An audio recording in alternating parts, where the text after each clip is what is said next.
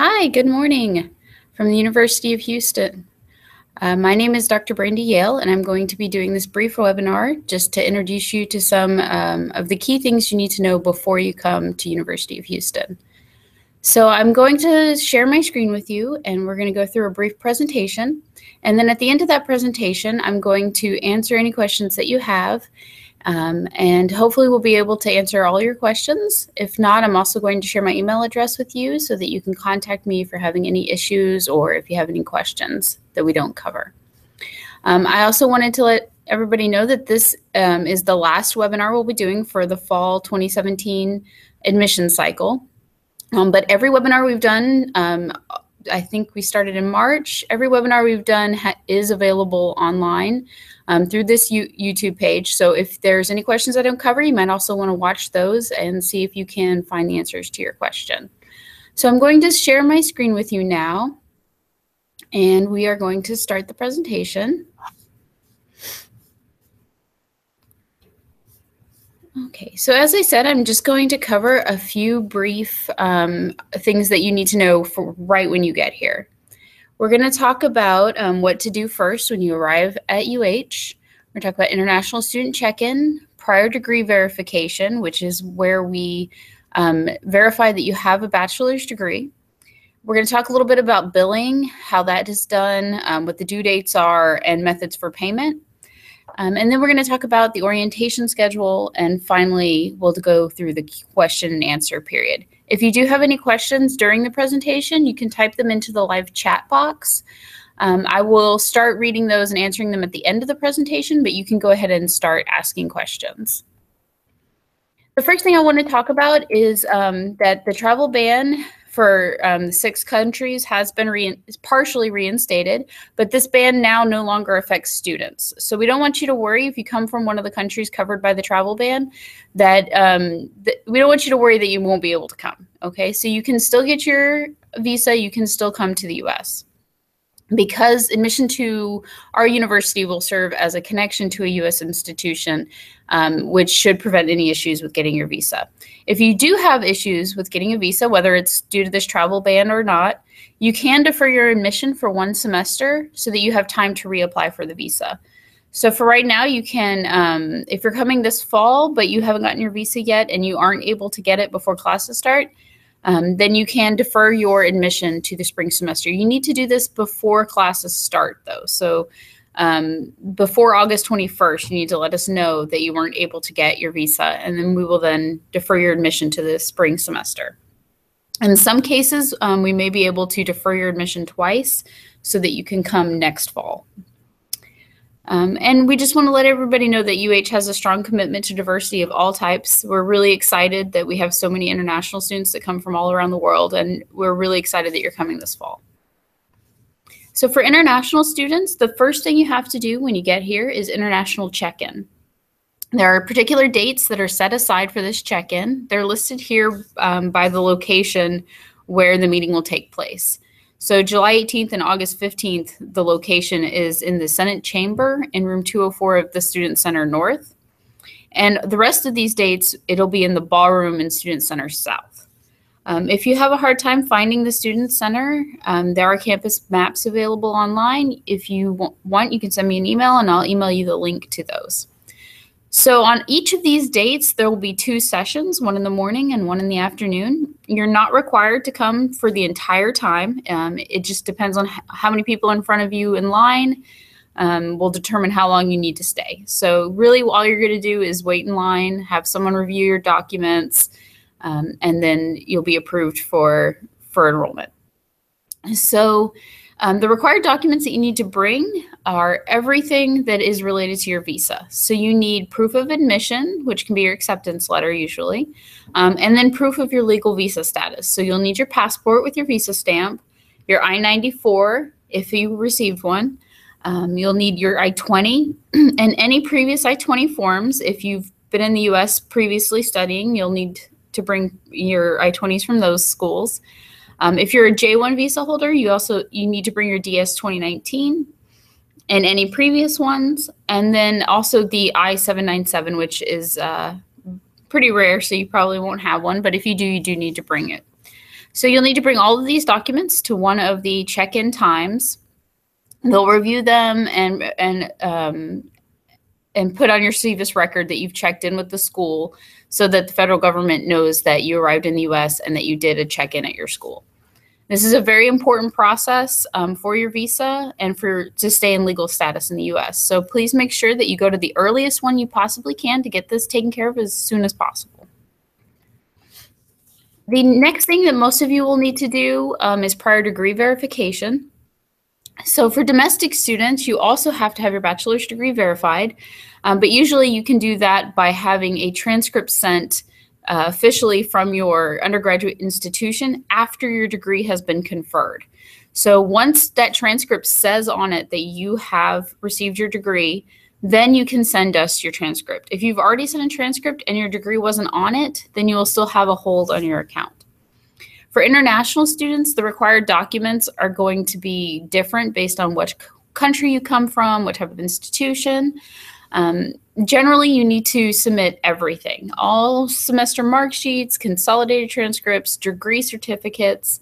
If the originals are not in English, then you need both the original language version and an English translation. Most universities abroad can produce an English translation for you. If not, there's a link on the graduate school's website to a list of approved translators. And finally, if you go to the UH Graduate School's website, under the International Students tab, there is a link for transcript information. On that link, there is a drop-down box where you can choose which country you come from, and it'll give you specific guidelines about what documents you need. If you're confused, you can email me or your department advisor. Either one of us can look up what the graduate school has stated is required for your record. So if you have questions about what documents you still need, please let us know. Okay, so once you register for classes, you'll receive a tuition bill. If you haven't registered yet, then you won't have a bill. And this is because the amount of money you owe is determined by how many hours you enroll in, what your residency status is, what program you're in. And so it's good. The tuition might be slightly different for different students. So once you've enrolled in classes, they'll determine what your tuition amount is, and then you will receive a bill. If you enroll before August 15th, that's when your deadline will be. So all the way up until August 15th, if you enroll, then you need to pay on August 15th. If you enroll after the 15th, then your payment is due by 5 p.m. on the day that you enroll. And we'll talk about some ways that you can give yourself a little bit more time so that you can arrange payment.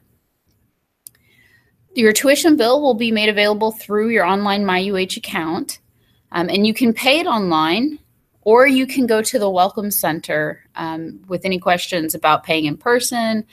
They can also help you with things like wire transfers and that sort of thing.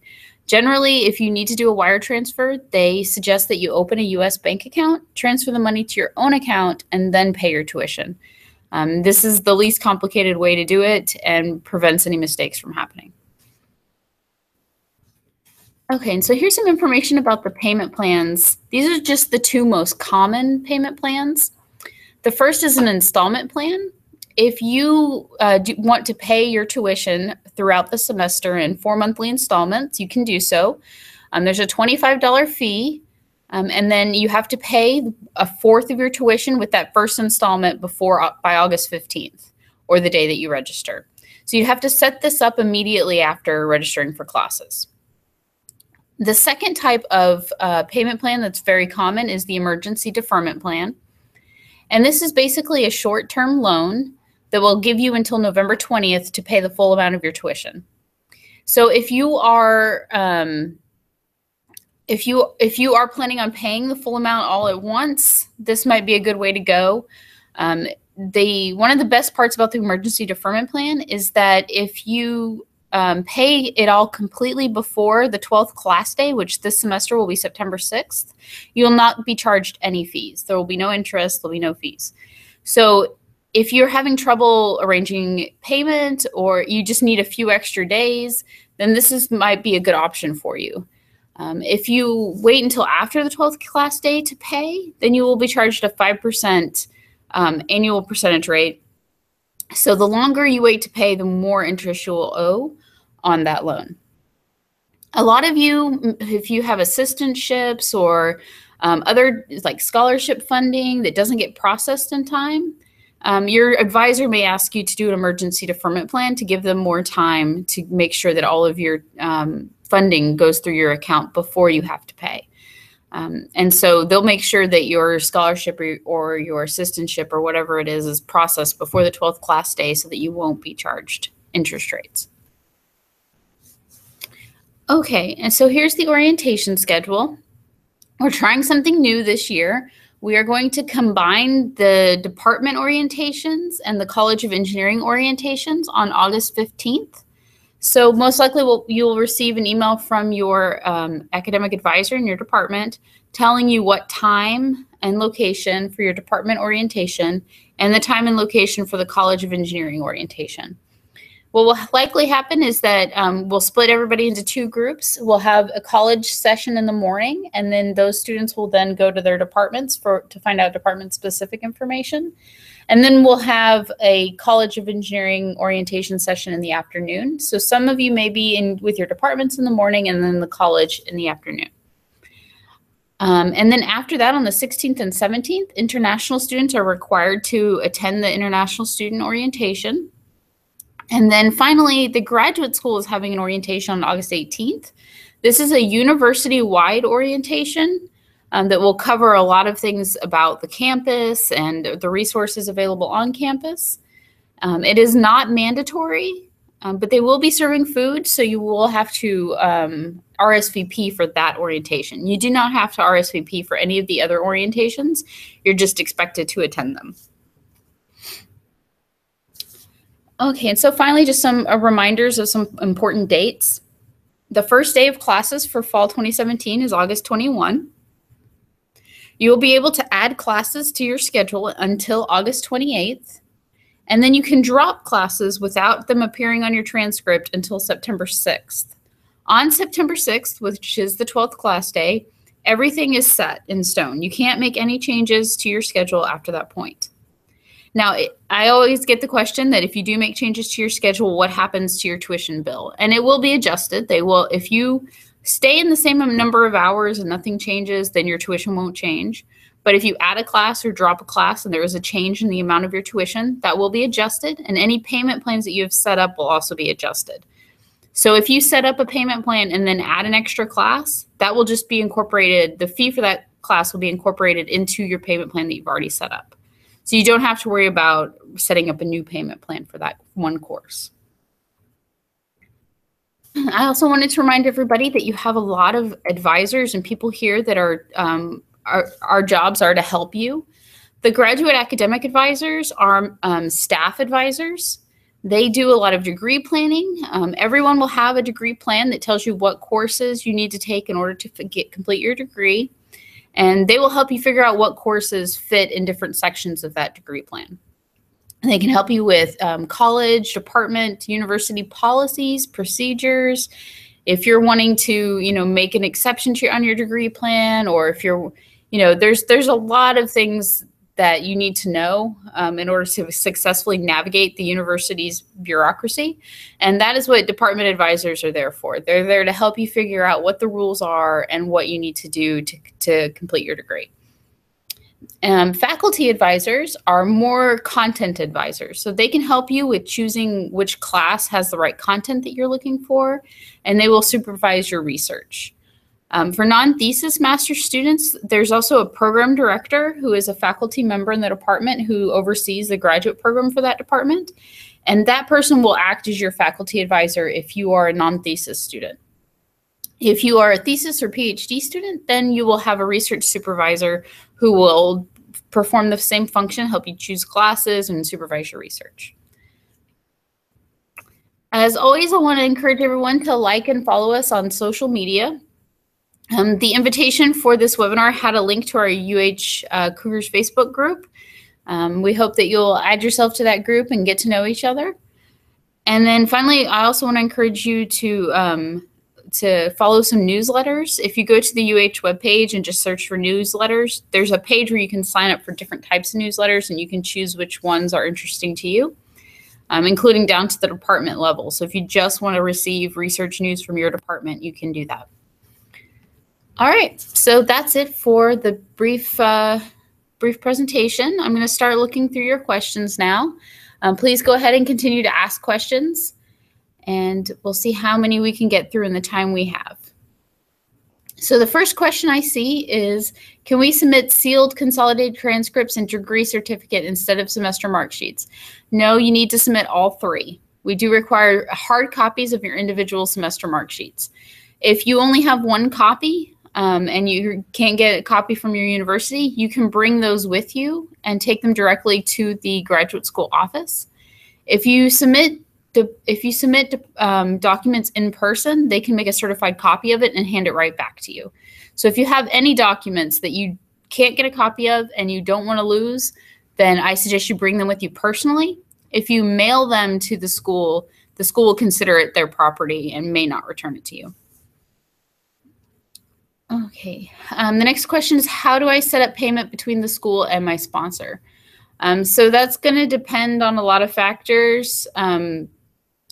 If your sponsor is a family member, you might trust them with the information to log into your account and pay your tuition, or they may trust you with the information so that you can log in and do so. Probably the best thing to do is to get a U.S. bank account as soon as you arrive here, and then have your sponsor send the money to that account. And then you can pay your tuition online through your student account or at the Welcome Center. Are we required to take the math placement exam? If you're a graduate student, you're not required to take that math placement exam. That is only for freshmen and transfer students who are coming to the university as undergraduates. The next question, what are the options available for paying the fee and the due date for international students? So I went over all of that. Hopefully you got the answers to your questions. If not, please email me if you have something more specific that you're confused about or are having an issue with, and I'll try to get that answer for you. May I ask, who is the non-thesis mechanical engineering advisor? So the mechanical engineering department advisor is Cecily Smith. And she can help you with figuring out who your faculty advisor is. I'm not sure if they have just one in that department or if they have more than one. But I would email Cecily or look on their website for the department, the graduate program director. Let's see. The academic requirement shows I need to complete 36 credit hours instead of 30. Recently, we changed all of our degree programs for master's non-thesis students from 36 hours to 30 hours. So most of you should have 30-hour degree plans. You can email your advisor, you can email me, and I'll look it up for you. But I don't think we have any more degrees that are at 36 hours. So yours should be 30. For a PhD student with a TA position, do I have to pay online charge about tuition and fee? So that's going to depend on whether or not you received further funding outside of the TA position, which is generally the graduate tuition fellowship. If you received that fellowship, that will cover your tuition and fees for 9 credit hours. So as long as you don't enroll in more than 9 credit hours, you will not have to pay your tuition. Okay, if we have one copy, does it need to be in a sealed envelope? I have just one set of mark sheets and they are not sealed. So our transcript evaluators that are going to review your documents are very aware of which universities won't give another copy of mark sheets and which ones will. If you are sure that you cannot get a sealed copy of your mark sheets, then they will accept the unsealed mark sheets. Let's see. The academic requirement page shows I need to complete 36 credit hours for MSEE instead of 30. Also, it shows thesis as compulsory credit. So the MSEE non-thesis program is 30 credit hours, and the thesis program is also 30 credit hours. There is a non-thesis and a thesis version of the MSEE. So you don't have to complete a thesis for the non-thesis version. You might want to email me if you're having some confusion, and I'll try to show you where on the see There might be a mistake on the website based on what you're saying, but I can look into that for you. Okay. Hi, Brandy. When do we need to sign up for medical insurance at UH, and what is the coverage? So if you're an international student, you will automatically be signed up for medical insurance. If you're a domestic student, you will have to request it. I'm not sure what the date is, the final date for signing up for medical insurance, but I believe it's after classes start. But you can find all that information on the UH website. If you go to uh.edu, just search for health insurance, and you'll find the page that details everything about the coverage and about the policy. I can tell you it is charged per semester, and it's around $1,000 per semester. PhD students will usually receive some sort of stipend to help cover the cost of the medical insurance, but that'll be in the paycheck. So if you're a PhD student who signs up as an international student, you'll automatically get a bill for the insurance, and then you're responsible to cover that with using the stipend that you're giving in your paycheck. I hope that makes sense. I was having difficulty contacting Ms. Smith as she almost never replies to my email. A lot of our advisors are working as hard as they can to answer over 100 emails a day. So likely she is still just hasn't gotten to your email yet. You can do one of two things if you're having an issue with receiving a response to an email from an advisor. You can email me, and I will do what I can to help you find the right person to talk to.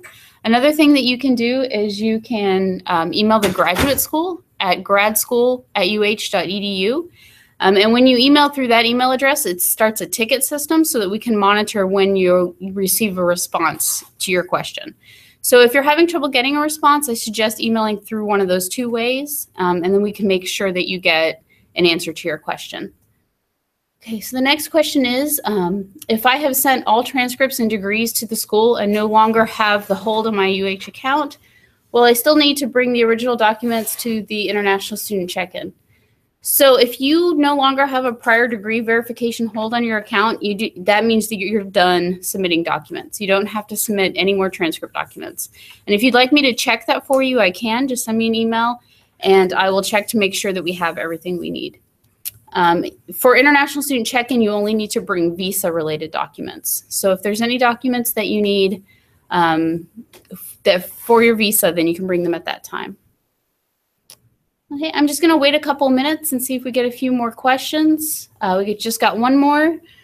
Another question that I have is regarding the in-state tuition waiver and how and when does it apply? So I'm assuming that you mean that you're not seeing it on your financial account yet, and that is because they are currently processing those. So before the bill date of August 15th, you will see that tuition waiver appear on your account. If you're worried about it or if you have any questions, you can email me or your department advisor, and we'll check to make sure it's being processed.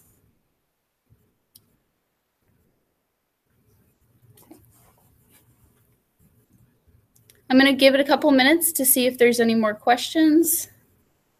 I don't want to cut anybody off if you're currently writing a question.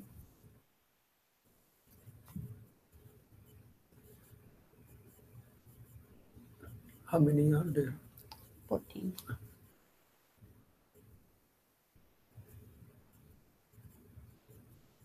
No, 15.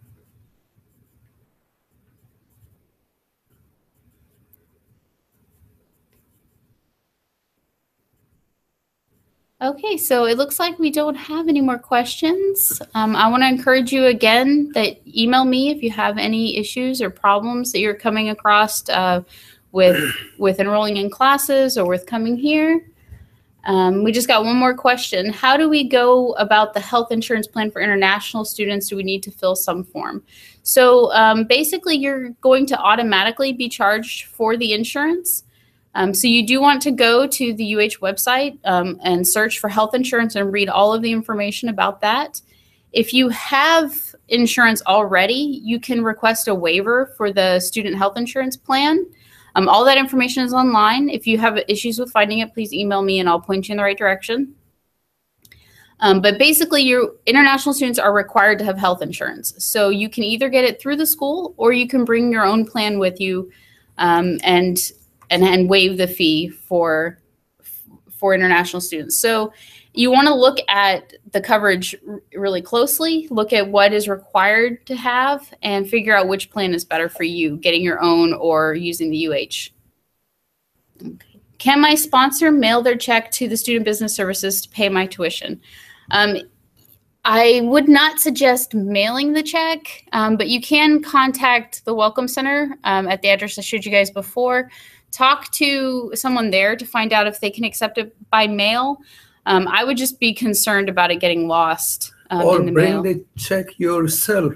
Yeah. Check made out to the University of Houston so that your employer will know that check is going to be used for your tuition purposes. Bring the check with you and give it to the university bursar office when you are over here. That way it doesn't get lost, because student business service doesn't mean anything. It may go anywhere. University is a large place, so therefore you may not want to do that. And you can, another option is to open your own account and have your sponsor write the check to you so that you can use your own account to pay online, is another option. Generally, sponsor will not write a check to their account. So let me welcome. My name is Suresh Khator, so I'm not sure if they can see me. No, they can only hear you. I'm the Associate Dean for the graduate programs in the College of Engineering. And I also wanted to welcome you. You are almost a little more than a month away from arriving here. I think you will go through these several orientations. We have the International Students and Scholar Services. They do a 2-day orientation. Graduate School will do half-a-day orientation. Similarly, the College of Engineering, my office, I will do a orientation, maybe lasting hour and a half, and the departments will be. So you will have an overdose of information, but all those are good information. But prior to your coming, you may be interested. I am hoping that you have all either received the visa or you have an appointment for getting the visa.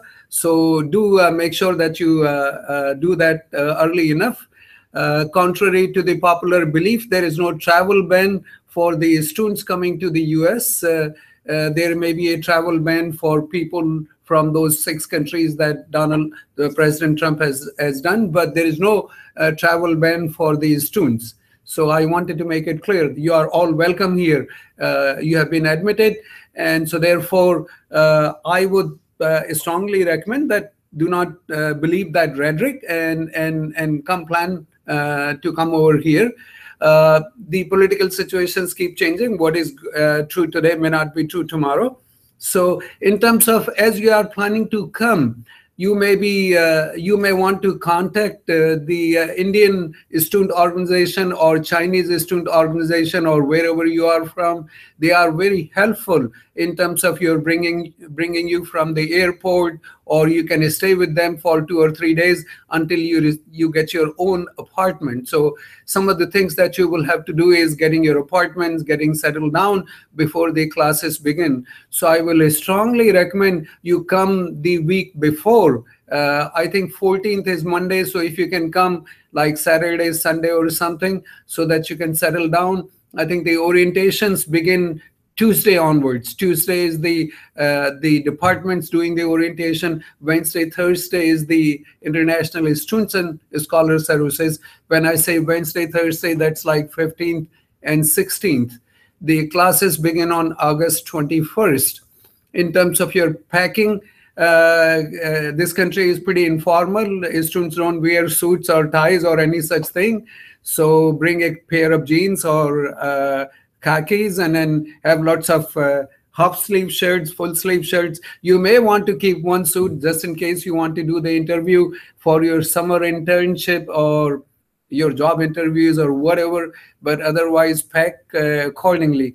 Those of you who are coming from India, China, if you want to bring your spices, you do. But there are all kinds of grocery stores here, Indian grocery stores, Chinese grocery stores, that you can buy just about everything. Of course, the prices will be not the same as you find in your own home country. But if you have any questions, Brandy is very helpful. We will try make sure that you get the information which is under our control. As far as the visa is concerned, there is nothing we can do other than sending I-20, which we have done so, right? But still, if there is anything that we can help your transition over here, then please do let us know. And those of you who have no hold, some departments allow you to be able to register now in terms of the courses you have to take, but make sure that you follow the rules, the core courses and the electives and then all that type thing. Our web is the best information. You may want to go to the departmental web and then see what the information you require. There are two other sets of people who are helpful. Each department has a departmental graduate advisor who will help you. And then we also have a faculty member who is called the graduate program director. If she or he doesn't know that information, graduate program advisor, if they don't know information or they are not certain, they can always ask the graduate program director in terms of the requirements and things like those. Brandy and I, we know information at the college level, university level, and in any case, if we do not have the answer, we will get you the answers, right?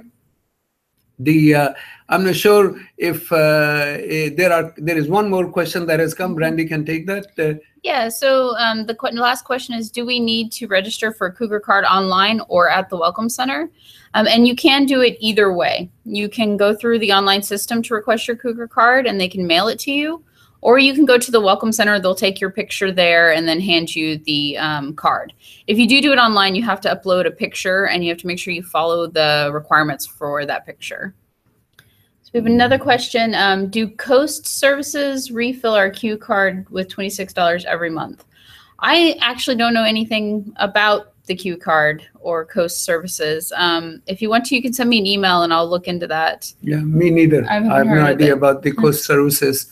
But and I know all of you are bright students, and then you have applied to more than one schools, and you may have offer from more than one school in terms of the admissions. And we do not take any deposits, and other schools may not either. I have no idea. But at this junction, if you are deciding not to come to the University of Houston, please do let us know. That will be very helpful in terms of our planning for courses and that kind of thing. And at this junction, we are assuming that all of you who have given your acceptance are going to be here the week before the classes begin, and you will all be enrolled in the courses that we are offering. But if your plans change, or if you do decide to go to some other school, by all means, please do let us know. And if you do have visa problems and you need to defer your enrollment for a semester, please also let us know that as soon as you can so that we can process that before classes start. And we can move your admission to spring of 2018, and you won't have to pay any other new application fee. We will just move it in the event that you are having some thing unforeseen that you can't come in fall, or you are having trouble in terms of getting visa. But you still have a little more than a month to take care of things, and so that should be pretty good, I guess. We're going to give it another minute or so, just in case anybody's typing a question right now. If you have any questions for me or for Dr. Couture, please go ahead and type those in right now. And it's hot and humid in here right now, Houston. And those of you who are from India and China, most of India and most of China is the same way as well. Temperature these days does reach 100 degrees Fahrenheit, which will be, you can convert in terms of the Celsius, but it is pretty hot. And humidity is also 90% or above. And so therefore, bring your summer clothes, at least until November. And then weather gets very good, even beginning October. And in December, January, February, there is cold will come, so bring a sweater and maybe a couple of striped shirts, which might be useful. But you can buy all those things over here as well. So we have a couple more questions. According to the documents I received with my I-20, the days of check-in are available in July. However, I will arrive in August. What should I do for that? So there are some dates in August for you to check in. If you arrive after those dates, I believe that there's one on the 15th and Yeah, no, that's 8th or not, something. yeah. So we have a check-in date. I think the last check-in date is August 15th, which is Tuesday. And so it might be full, but they will accommodate you. So don't worry about that. Don't come in July. That will be way too early. This might be for undergraduate students who may be coming in. They may require more time. But if you have a friends and family or something that you can spend time, do come in July and get acclimatized, and then do take a look at the city. You may do some sightseeing before you begin the classes. But if you do have to come late, we can help you arrange a late check-in. So the next question is, will the in-state tuition waiver be deferred to spring 2018, or will it be revoked in case I defer my admit to spring 18 due to personal issues? So if you do it, if you are a master's student, you will not get the in-state tuition waiver for spring. And the reason is the in-state tuition waiver for master's students, the state law requires that it be given for one whole year. And so you come in a spring, you can't. But what we do then is, if you do well in the spring, then the following year in the fall and spring, we will give you the spring waiver. So it's not the question of revoking it, but you will not get the in-state tuition waiver if you are a master's student. PhD students is different. We pay for your tuition. It's called graduate tuition fellowship, and it takes care of everything. Okay, so one more question. I have sent my docs to university, but my hold of degree verification is still not removed. Do I have to be physically present for its removal?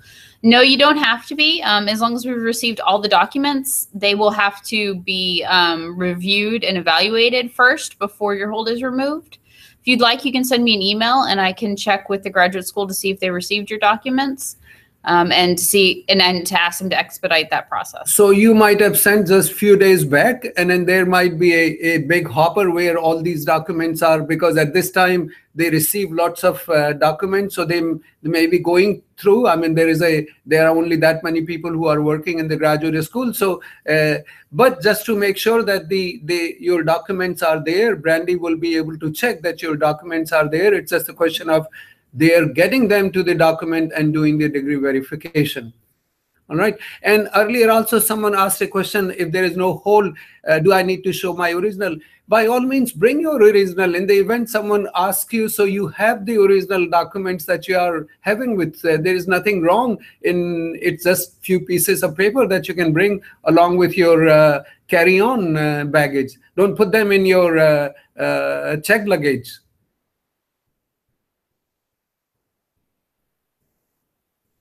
You guys are asking great questions. We're going to give it another minute, see if there's any more questions.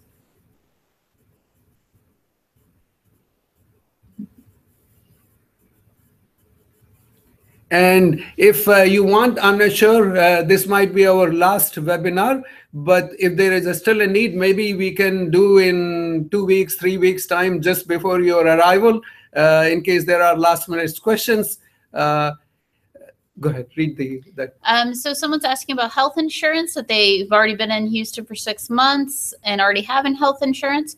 You do not need to give up your current health insurance to take the universities. What you should do is look at the university's health insurance plans and decide which one is better for you. If you want to keep the current health insurance you have, there's a waiver form that you can submit to the university to request that the fee for the university's health insurance be waived. So if you need any assistance with that, please send me an email and I'll send you a direct link to that waiver form. So if your insurance is, you have paid the premium for 1 year, or it is quarterly payment, whatever it is, you may want to keep for another 6 months your current insurance. And meanwhile, you can compare the coverage that your insurance provides, and then the University of Houston insurance provides for dollar, and you could see which will be better for you in terms of the cost of the insurance and in terms of the coverage. When you are looking at the insurance, make sure you look at what the co-payments are, what is the deductible. Those are the important things. What is covered, what is not covered for health insurance. Okay, and so the next question, I'm enrolled as a PhD student and assigned as a TA. Who should I contact regarding my assignment? Is there a link for me to accept the financial aid for PhD? So for your TA assignment, you're going to want to contact your department directly. I know that most departments probably have not assigned you to a particular class yet. They'll do that closer to the start of the semester. But you can contact your department advisor or the program director for your department to find out how that works for your department. As far as the financial aid goes, once it is processed and on your account, you do need to log in and accept it officially. But you'll be sent an email and everything when that happens. Can a provisional degree certificate and all semester transcripts suffice prior degree verification? So if you don't have, yes, the answer is yes. You can bring all of your provisional. Yeah, you can use your provisional degree certificate instead of your final degree certificate if you have graduated recently and don't yet have that final degree certificate. And you when can you bring receive your transcripts, but the issue is that you need all of your marks cards in order to officially pass through prior degree verification. So what you're probably going to have to do is ask for an extension, and they can give you a 1 semester extension so that you'll have until December or January to give the final marks cards. But you need to make sure that you have submitted everything that you already have in order for them to approve that waiver. If you have any questions about that, send me an email and I'll get you the information.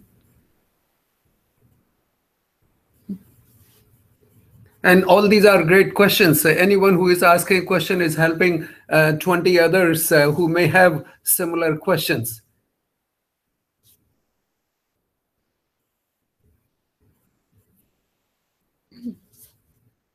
We still have almost 20 minutes, so if anybody has any more questions, please go ahead and ask them. And I like someone's angry turtle. Okay,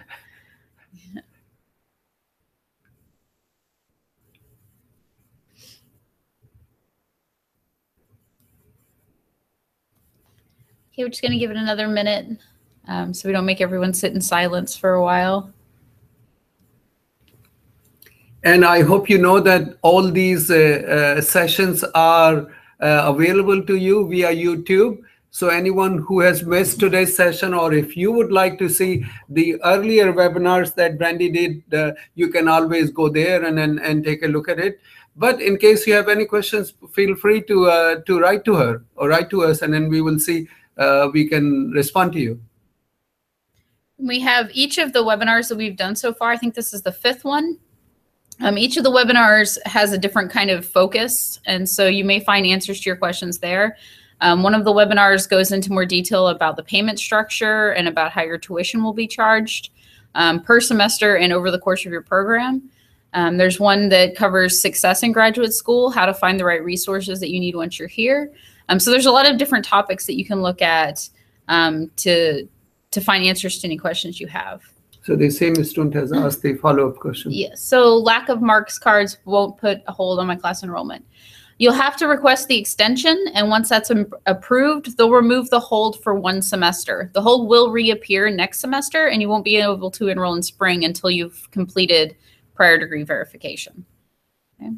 And they only do this in very rare circumstances. You have to be someone who is just finishing their undergraduate, and you have to show kind of proof that you aren't able to get your marks cards. If you have a letter from your university or a memo of some type that states when those will be released, that will help your case to get an extension. That will be very helpful. If the registrar's office at the university or someone who can write on the university letterhead that you have just finished, and then the mark sheets or the degree certificate will not be released until October, November, or whatever, then we will accept that without any problem. Okay, I'm in another U.S. state now in the U.S. doing research. Do you recommend that I visit Houston early to check in July, meet my advisor, and then move there officially in August? I think that's up to you if you want to come down and see the school, and you could also look for a place to live while you're here if you want to visit. If you do that, let us know, and I'll make sure you get in contact with some people who can show you around. But I think I would say, I mean, if you are close by where it is not expensive to visit, then do that. Otherwise, you are going to be here for year and a half if you are a master's student, and then longer for if you are a PhD student. So I wouldn't waste a trip. But if you are not having anything to do, you are coming here, you want to go to Austin and San Antonio or Dallas and want to do some sightseeing, by all means, you could come. I'm not sure how many faculty members will be around because they themselves are on vacation, because we don't, some of them teach summer classes, some of them don't. So if you are planning to, you do write to your graduate program advisor and then ask her if there are two people that you want to meet, your graduate program director, and if you are a PhD student, if you're a major professor, if they are in town, then only you would want to come. Yeah, so it might be a good idea to check in with your department, or you can email me and we'll find out if those faculty are available during the time that you want to come. So the the same student who asked a question, can I bring a course completion certificate from my principal? But that's not an official university degree certificate. So course completion certificate may be there, but the university would want to look at the final university provided certificate. So anything that you want to bring it, but they will let you register for this semester without any problem until you get your final degree certificate or the final mark sheets, which says that you have been awarded a degree of Bachelor's of Engineering. That's the information they will want. The next question is, can a master's student apply for TARA after one semester? Answer is no. We do not support master's students for TA or RA. That is typically reserved for PhD students only. The master's student, the only way which we have already awarded is we give $1,000 scholarship for the first year, 500 in the fall, 500 in the spring, and which gives them a tuition waiver. But all those have been all awarded. There is nothing at this junction that we can award. We do have some students who find positions after their first semester in other departments or colleges. We have a lot of students that work as TAs for technology, and we have a few students who work in RAs for various other colleges. College of Business. So if those positions are available, you are, by all means you could. But the College of Engineering, there is a very rare chance that you will, they may also, in case they have no other student who can do the TA-ship, then they may, but those are very rare circumstances. But as Brandy indicated, College of Technology or College of Business, they like our engineering students, so they may hire them. But there are, again, very few such positions which get filled up. And then after a semester, you may be. If you're looking for a job like that, I would highly suggest talking to other students and finding out where they work. As they graduate, they may be able to recommend you for a position. That's probably the best way to find RATA positions on campus, is talk to students who are currently in those jobs. Where do you get that information? Someone has asked a question. So as per your information, we need to submit official sealed transcripts and attested mark sheets by university instead of original mark sheets. How do you get that information? Have we indicated that? We do want the original mark sheets. There is a need for original individual mark sheets. Right. So you do need to bring them with you. You might have submitted original already to the university, then you are okay. The graduate school does prefer sealed documents. So if the only way you can get sealed mark sheets is to get attested ones, in some cases, I think they will accept those. It's really going to depend on which university you're coming from. But I would go ahead and bring your original mark sheets as well, because they may want those. I'm saying, yeah. The books, and so someone asked a question. I haven't seen the first few webinars, and I do not know if this was covered, but what do we need to know with respect to books and programs used in the program? So, and I'm a master's student, so regardless whether you are a master's or PhD, each course will have a required textbook. There may be some other reference books. So if you know, generally the course outline may not be out yet, and instructor may change the textbook which he or she might have used last year or the last semester. So there is that risk, but you can always ask the course instructor if you know. And unless generally there are 2 or 3 publishers such as John Wiley, McGraw-Hill, Prentice Hall, and if those, I know these publishers publish cheaper editions in India, China, and if you can get hold of those. But typically I have also seen those are older editions. They are not up-to-date editions. So you may not want to buy a older edition, and thereby you may not have all the up-to-date information. The other source of information is the students who have taken this course last semester or last year. You may want to borrow or buy their book at half price or whatever. So that may be yet another approach. But many of our students buy book from the textbook centers or Amazon.com, where they may have books which you can buy a little bit more reasonably priced. All right, someone's asking about the check-in dates, so I'm going to go back to that slide so that you can see the dates for check-in. The first date in July is July 18th. And for the person that asked the question about August check-in dates, there's also the list of the dates for August as well here.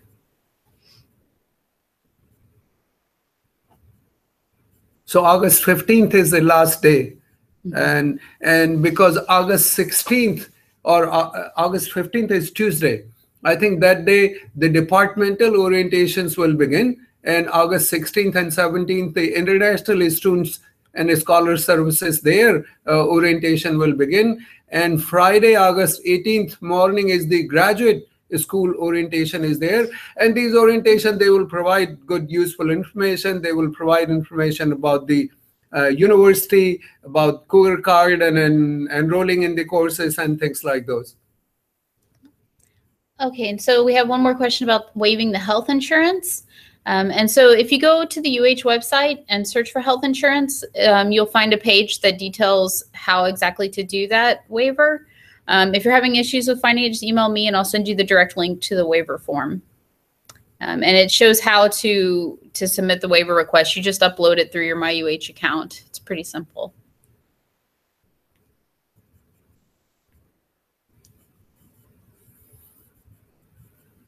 I've had a bunch more great questions. If you have any more questions, please go ahead and ask them now.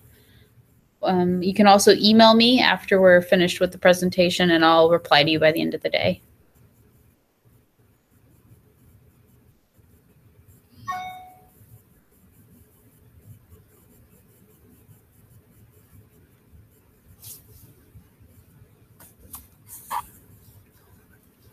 Okay. So I'm not seeing any more questions, so I think we're going to go ahead and stop. You'll be able to see me again. Hi. and thank Dr. you, Couture as well as here. Hi. And thank you so much for attending this webinar, and we look forward to seeing you. Yeah. We'll see you here in August. Yeah.